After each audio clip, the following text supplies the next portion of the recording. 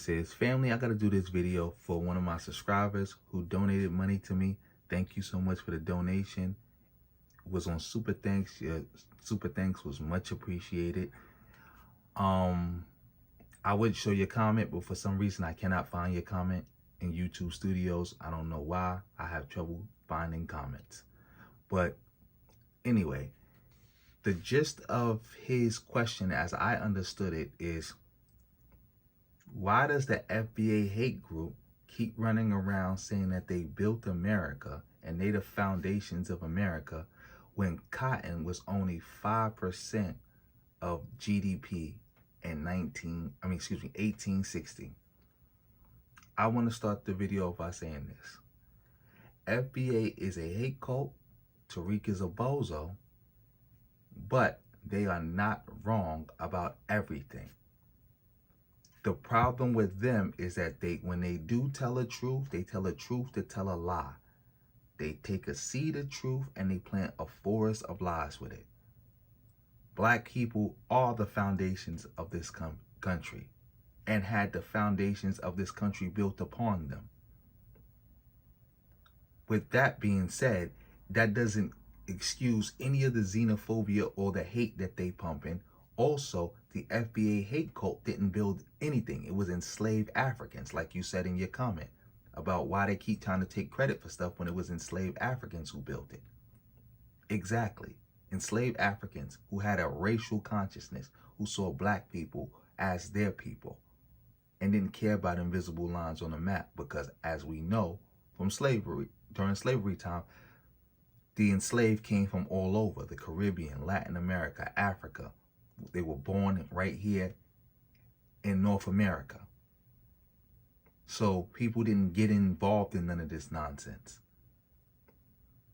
But anyway, I want to deal with that point. I want to say, one, that whole 5% talking point was created and by racists. Like, the way that talking point is put out there is to purposely be misleading, to make it seem like slavery did not contribute a major part to the building of America.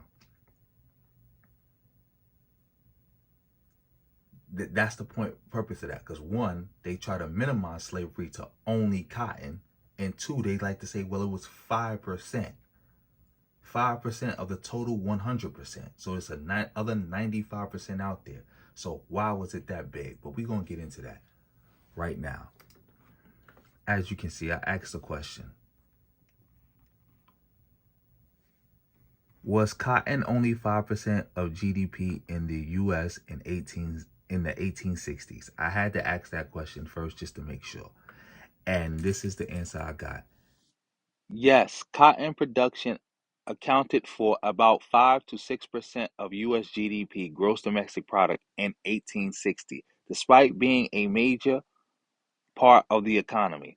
While this percentage might seem small, the impact of cotton was far greater than the number suggests. Major export.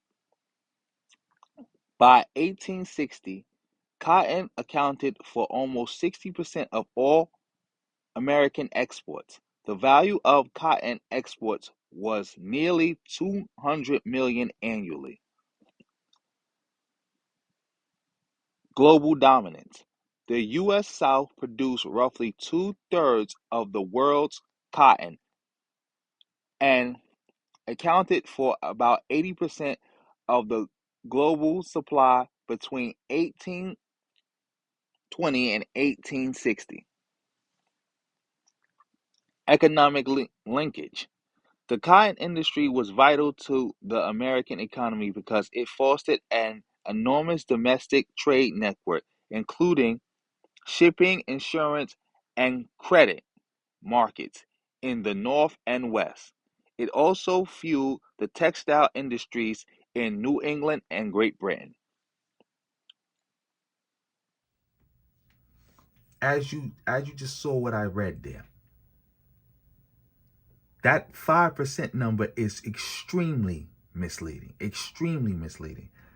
Without cotton is king, as it says right there. Cotton is king. Without cotton, the Industrial Revolution doesn't even happen. It's like the modern world was built with cotton. Like, to understand how valuable cotton was, you got to think about how valuable oil is today. And when you think about the South, you got to think about the Gulf states. And when you think about the planter class, you got to think about the sheiks in the Gulf states. That's the only comparison in history. And that's the only comparison that you would get to understand it. For example, I asked this question: most valuable export in the U.S. in 1860, because I wanted to see what was there anything more valuable than cotton? And the answer is no. Cotton was the most valuable export, the most. The next most valuable export was tobacco, rice, and species.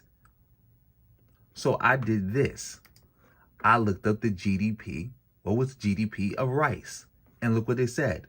Rice was, mind you, one of the top 4 exports in America, was only 0.08%. 0.08%. That should let you know, because that's, again, they playing on your top with that 5% number. Because all you got to ask, well, it was only 5%. What was bigger than that 5%? And the answer is nothing. Cotton was the biggest. There was nothing bigger than that. It's just like the oil countries. If you look up the UAE GDP, oil is only about 25% of the GDP. But nothing else is bigger than oil. And oil is what made everything else possible. All the other industries in America were only possible because of cotton. And not only that, slaves, the enslaved, did everything. They did the mining, they did the building, they did the logging, they drained the swamps. They did everything. They did all the work. And agriculture was the biggest part of the American economy. And who did all the agricultural work? Like, that's them playing on your top. Like, we're going to keep getting into it. I asked this question: what part of the U.S. economy was more valuable? I meant to say most valuable, but it kind of figured it out because, again, my dyslexia was acting up. Valuable in 1860. And what it says, in 1860, the value of the slave economy, particularly in the South, cotton production was the most valuable part of the U.S. economy. See, that's, again, they keep trying to say, oh, 5%. That 5% was the most valuable part. Not only was it the most valuable part, it was the part that made the other parts possible. The economic value of enslaved people exceeded the combined value of all the nation's railroads, factories, and banks. Again, that's also when you're talking about slavery and the importance to the economy and building America. You got to talk about everything the slaves did, the value of the enslaved, all the work they put in, all of it.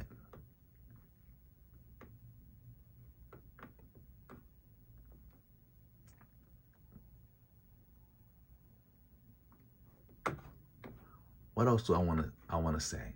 I think I pretty much answered your question about that issue, about, oh, why they keep talking about, why they keep saying they built slaves, the enslaved built America, and it was only 5%. That 5% was the biggest percent. And it also made a way for all other percents.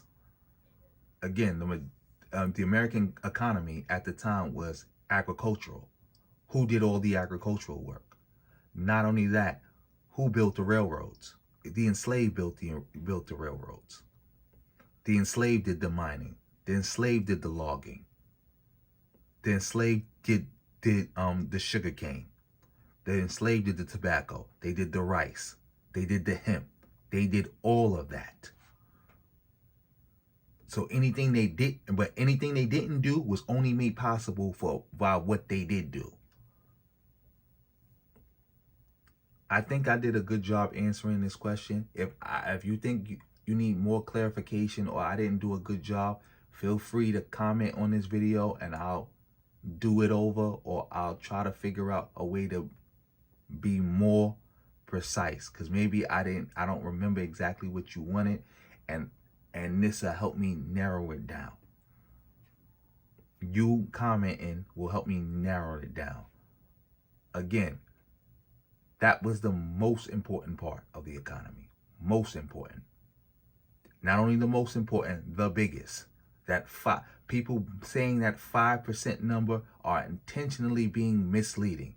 Because when somebody says, oh, slavery wasn't that important, cotton was only 5% of the GDP, and they leave it at that, they are intentionally being misleading.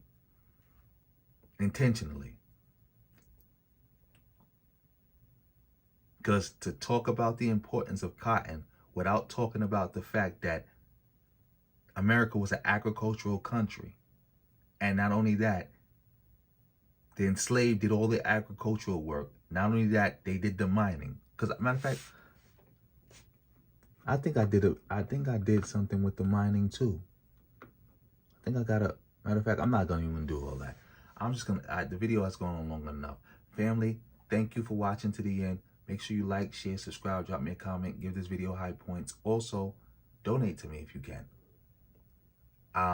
It's much appreciated. And on top of that, if you donate to me, I'll make a video for you. You can become a channel member, all that other good stuff. PayPal, Cash App, super thanks. Don't use the super thanks if you don't want people to see your comment. Follow me on my social media sites. And on that note, family, peace.